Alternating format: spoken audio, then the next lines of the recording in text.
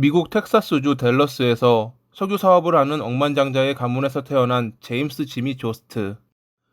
명문 대학교를 나온 제임스 역시 자연스럽게 가족의 석유 사업에 종사했고 1980년대에 새로운 시추 기술을 개척함으로써 큰 성공을 거둔 사업가였습니다.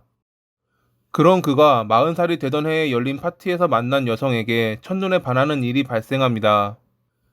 그녀는 휴스턴 외곽의 작은 마을에서 태어나 로데오 대회에서 큰 상을 받고 여러 미인 대회에 나가며 두각을 드러냈던 23살의 론다 글러버였죠.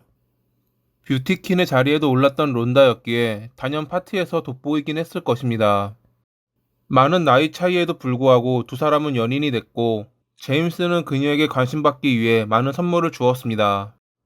비싼 장신구, 자동차, 심지어 집까지 선물하며 그녀의 마음을 사로잡으려 했던 제임스를 론다는 잘 이용해 먹었죠. 매달 제임스가 하나로 치면 약 1,000만 원이 넘는 돈을 주었기에 론다는 전혀 일자리를 알아보지 않고 놀고 먹는 편한 삶을 살았습니다. 하지만 그가 약혼 반지를 선물했을 때는 론다는 얽매이는 것이 싫다며 결혼을 거절하기도 했습니다. 둘은 그렇게 15년간 연인 사이로 머물렀습니다. 제임스가 론다의 손에 살해되기 전까지 말이죠.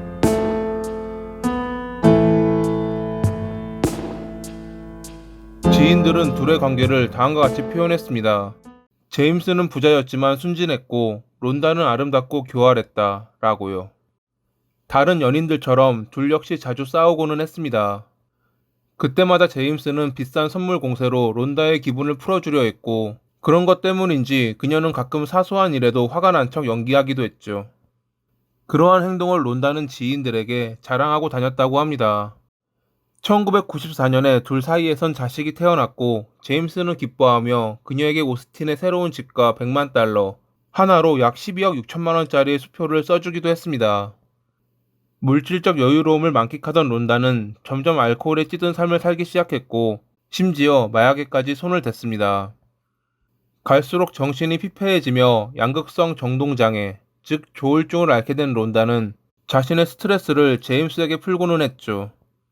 15년의 애인 관계, 자신에게 화풀이, 게다가 돈을 헤프게 쓰는 그녀에게 점점 지쳐간 제임스는 2003년 말부터 보내주던 돈을 줄이기 시작했습니다. 당연히 이 때문에 론다는 그에게 더 많은 화를 냈지만 제임스는 지금도 보내주는 돈이 충분하다며 그녀를 무시했습니다. 그가 주는 돈이 줄었다고 해도 일반 직장인 월급 배 이상의 돈을 주는 것이었는데 그동안 제대로 일해본 적 없고 돈을 헤프게 쓰던 그녀에게는 부족했을 것입니다. 2004년에 론다는 권총을 사서 사격 수업을 받기 시작했습니다. 하루는 그녀가 강사에게 자신이 두 채의 집이 있는데 두 곳을 오가다 보면 어느 날 냉장고에 있는 음식이 없어지고 물건이 옮겨져 있는 것을 보게 된다며 누군가 자신이 없는 틈을 타 집에 들어왔을지도 모른다고 말했습니다. 그것 때문에 본인이 사격을 배우는 것이라고 덧붙였죠.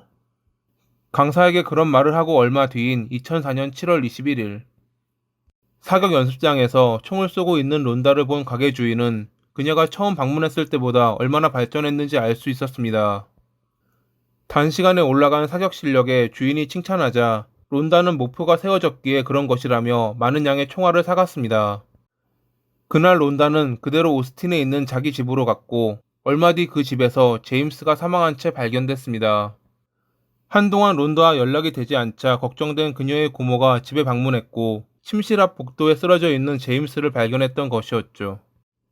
하지만 론다의 모습은 어디에서도 볼 수 없었다고 합니다. 10군데의 총상을 입은 채 발견된 제임스. 몸에 남아있는 총알은 론다가 소유했던 총의 총알과 동일한 종류였죠.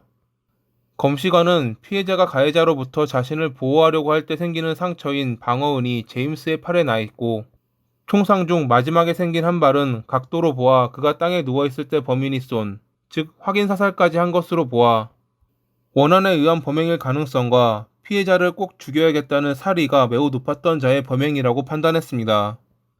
제임스는 처음 침대에서 무방비 상태로 공격을 받았고 방어하며 도망치려 했지만 결국 침실 밖에서 죽임을 당한 것으로 보였습니다. 당연히 유력 용의자는 집주인이자 애인인 그리고 최근 들어 돈 문제로 자주 싸웠고 지금은 사라진 론다였죠.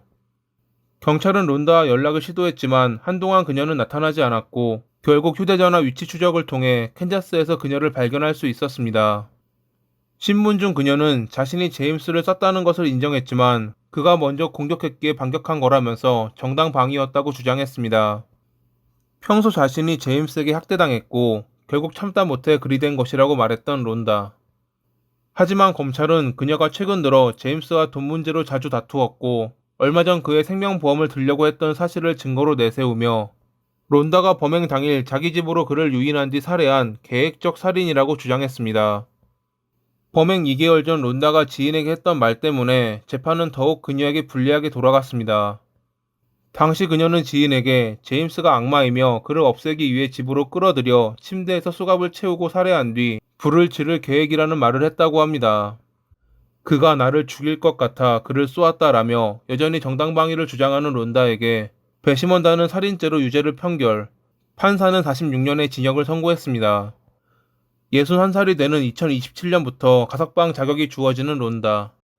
황금알을 낳는 거위의 배를 스스로 가른 그녀는 지금 후회하고 있을까요? 이러한 나쁜 사람들이 사라지는 날이 오길 바라며 이만 영상을 마칩니다. 오늘도 시청해주셔서 감사합니다.